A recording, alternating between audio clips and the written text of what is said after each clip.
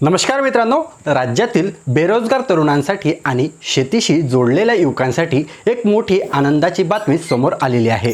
कारण आता राज्यात तब्बल 11,000 शेतकरी मित्र पदांची भरती होणार असल्याची घोषणा कृषी मंत्र्यांनी करण्यात आलेली आहे।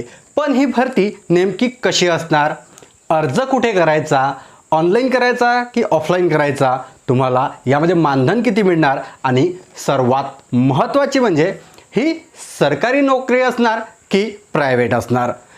आजच्या व्हिडिओच्या माध्यमातून आपण सर्व प्रश्नांची माहिती सविस्तररित्या जाणून घेणार आहोत, म्हणूनच व्हिडिओ शेवटपर्यंत नक्की पहा।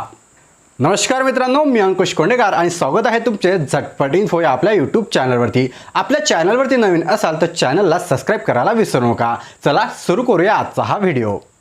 मित्रांनो, शेतकरी मित्र ही काही नवीन योजना नाही। यापूर्वी सुद्धा कृषी विभागामार्फत कृषी मित्र म्हणून संकल्पना सुरू करण्यात आलेली होती।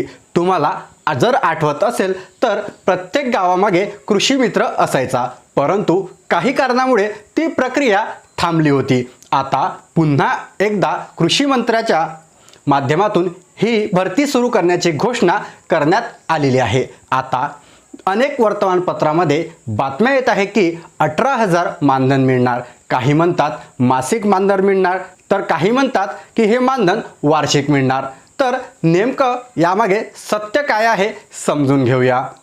जसं गावामध्ये ग्रामरोजगार सेवक काम करतो, तसंच शेतकरी मित्र हे कृषी विभाग आणि शेतकरी यांच्यामधला दुवा म्हणून काम करणार आहे। उदाहरणार्थ महाडीबीटीच्या योजना, सौर कृषी पंप योजना, बियाणे योजना, पीक प्रात्यक्षिक योजना, शेतकरी प्रशिक्षण शिबिर, त्याचबरोबर असे बरेचसे शेती रिलेटेड ज्या काही योजना राबवल्या जाणार, अशा अनेक योजनांची माहिती गावागावांमध्ये पोहोचवण्याचं काम शेतकरी मित्र करणार आहेत।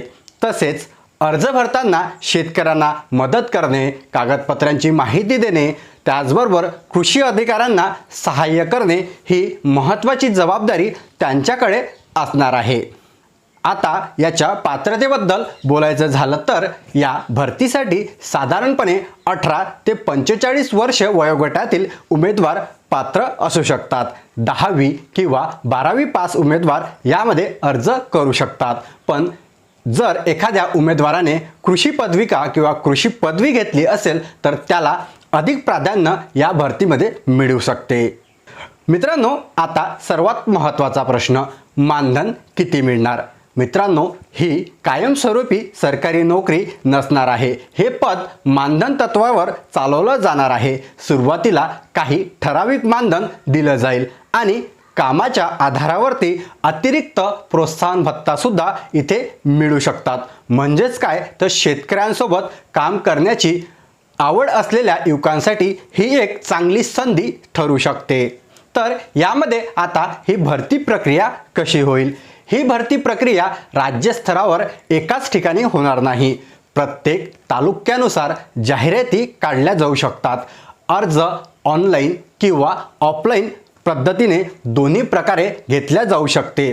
कृषी अधिकारी, तालुका कृषी अधिकारी किंवा कृषी विभागाच्या शिफारसीवर उमेदवाराची निवड होण्याची शक्यता इथे जास्त प्रमाणात आहे। पण मित्रांनो, सध्या फक्त या भरतीची घोषणा करण्यात आलेली आहे। लवकरच या संदर्भातील अधिकृत GR जारी होऊ शकतो। त्यामध्ये अर्ज प्रक्रिया, मानधन, पात्रता आणि इतर सर्व नियम स्पष्ट होतील। त्यानंतर तुम्हाला जी काही अपडेट येईल मी आपल्या चॅनलवरती लवकरात लवकर देण्याचा प्रयत्न करणार आहे। तर सध्या ज्यांना वाटतं की मानधन एवढं मिळणार तेवढं मिळणार, तर अशा कुठल्याही प्रकारचा GR सध्या आलेला नाही। कोणत्याही फेक न्यूजवर तुम्ही विश्वास ठेवू नका। ज्यावरती अधिकृतपणे GR प्रसिद्ध होईल त्यावरती आपल्या चॅनलवरती सर्वात पहिले माहिती तुमच्यासमोर मी सादर करेल। तर मित्रांनो, अशाच लेटेस्ट अपडेट्ससाठी आपल्या चॅनलला अजून देखील सबस्क्राइब केले नसेल तर लगेच सबस्क्राइब करा, व्हिडिओला लाईक करा आणि ही माहिती आपल्या मित्रांपर्यंत नक्की शेअर करा। चला भेटूया अशाच एका नवीन महत्त्वपूर्ण व्हिडिओसह। तोपर्यंत धन्यवाद।